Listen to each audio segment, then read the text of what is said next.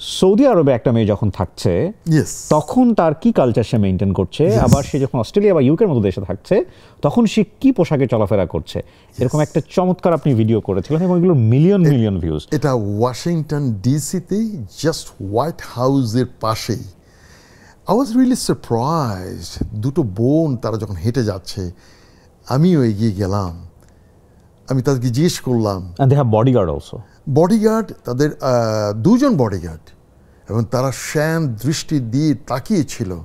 কিন্তু আমারও বডিগার্ড বা আমারও একজন ছিল, আমার প্রোটোকলের জন্য একজন পেছনে ছিল, সেও ইশারা দিয়ে দিচ্ছে যে I am not also ordinary person, that I am approaching someone. Okay, ওরা দুজনে আবার ওদিকে নেগোশিয়েট করছে, and then I started recording অ্যান্ড ওদের সাথে কথা বলতে শুরু করে দিলাম। আপনি হয়তো লক্ষ্য করেছেন যে ওরা কিন্তু বিব্রত বোধ করেনি, ওরা তো বুঝেই না যে ভিডিওর ইম্প্যাক্টটা কি হবে। আমার তো মানে আমার কথা হচ্ছে যে আরবের দেশগুলোকে নিয়ে আমরা যা বলে থাকি বা আমরা যা বলি, আমরা যা বুঝি, সেটাকে আপনি ছোট্ট একটা ভিডিও দিয়ে পুরোটা এক্সপ্লোর করে দিয়ে দিয়েছেন। এবং এটা কিন্তু একটা দুর্ধর্ষ কাজ আমি মনে করি। ইসরায়েলের সোলজার, একটা নারী সোলজার, তাকে আমি নাচিয়েছি। মেজর আমি তাকে নাচিয়েছি। এই ভিডিওটা অনেকে দেখেছেন সমুদ্র সৈকতে, তেল আভিভে। এটা আমার সারা জীবন মনে থাকবে। এবং আরেকটা বিষয়, ইসরায়েলের বর্ডার যেখানে হাই সিকিউরিটি, একদম গান পয়েন্ট করা থাকে, আমি সেই জায়গায় একটা পা ইসরায়েলে একটা পা ইজিপ্টে দিয়ে আমি বললাম আমি দুটো দেশে পা দিয়ে রেখেছি। এটা আমার মনে থাকবে। এবং চায়নার শিনজিয়াং রেড জোন, যেখানে কারো যাওয়া আসলে অ্যালাউড না, এখনো পর্যন্ত কেউ যেতে পারে না ওইসব অঞ্চলে।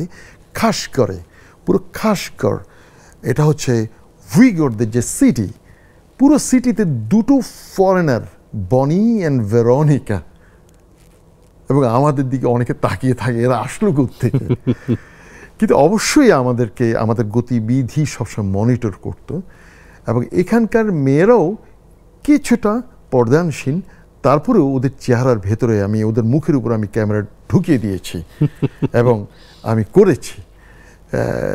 সেই উইগরদেরকে এত নিখুঁতভাবে হয়তো আর কেউ পারবে না বা কেউ করেনি আমি যেভাবে করেছি। 50% ভিডিও মাত্র রিলিজ হয়েছে, এখনও জটিল অনেক ভিডিও রিলিজ হয়নি, কারণ আমার নিজস্ব টিম আছে, টিমরা কন্ট্রোল করে, বলে যে স্যার এটা এখন দেওয়া যাবে না, এটা এখন স্টপ করতে হবে।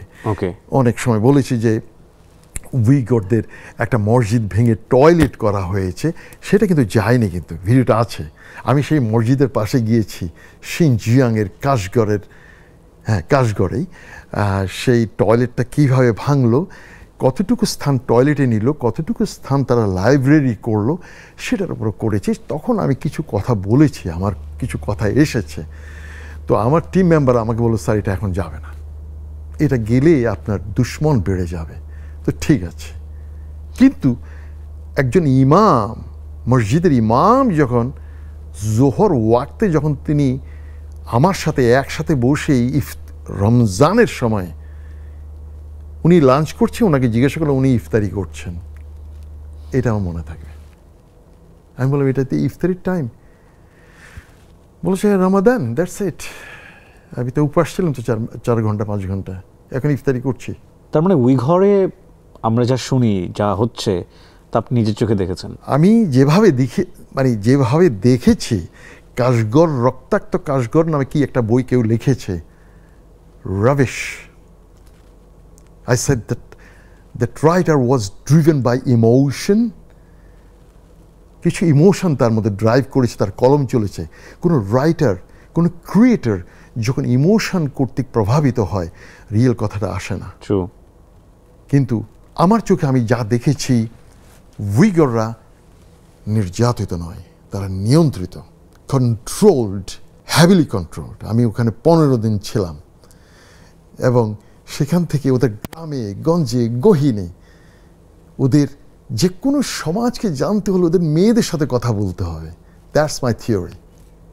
এই সমাজকে চিনতে হলে তার public library, public market, public hospital and the girls, women, এই চারটা জায়গায় যদি আপনি কথা বলেন, you can see the picture, মানে এই সোসাইটিটা কেমন, এই দেশটা কেমন বোঝা যাবে।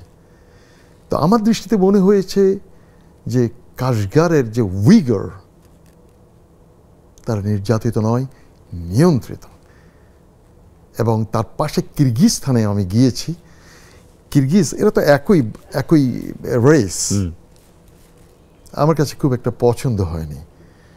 সেই ভিডিওটা এখনো প্রচার হয়নি, যাবে ধীরে ধীরে। আমার টিম মেম্বার ওরা এগুলো দেখে যে এটা যাবে কি যাবে না।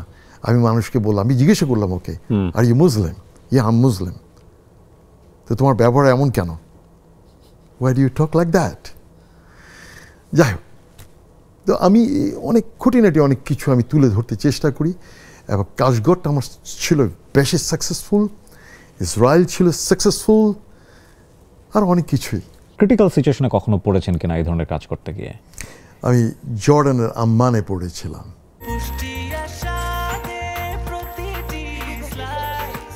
ব্রেকফাস্ট, টিফিন কিংবা স্ন্যাক টাইমে মজাদার আয়োজন মানে অল টাইম ব্রেড। জর্ডানের আম্মানের ফিলিস্তিনি, প্যালেস্টাইনিয়ান কিছু মেয়েকে যখন আমি ইন্টারভিউ করছিলাম, তাদের পুরুষরা কিন্তু খুব রাগ করছিল যে এইভাবে ক্যামেরাটা একেবারে চোখের ভিতরে, মনে হয় যেন চেহারার ভিতরে ঢুকে লোকটি প্রশ্ন করছিল। সন্ধ্যার সময় আইসক্রিম, একটা পার্লারে সবাই রাস্তায় বসে আইসক্রিম খাচ্ছিল। But fortunately my wife was with me.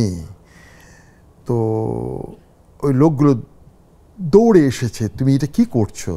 আমাদের মেয়েরা হিজাব পরা, এরা এই ধরনের ক্যামেরায় যেতে চাচ্ছে না, তুমি এদেরকে এমনভাবে করছো।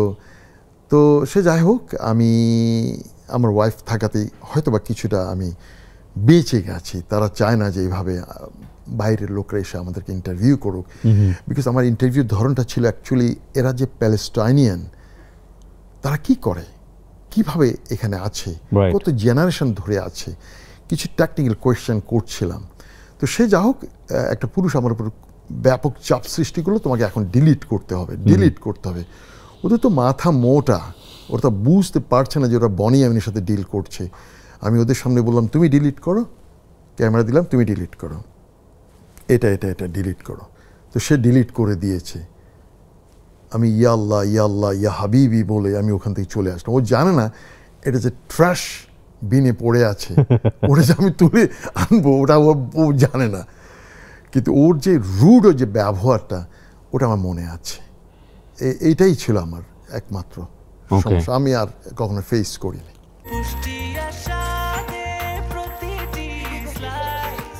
ব্রেকফাস্ট, টিফিন কিংবা স্ন্যাক টাইমে মজাদার আয়োজন মানে অল টাইম ব্রেড।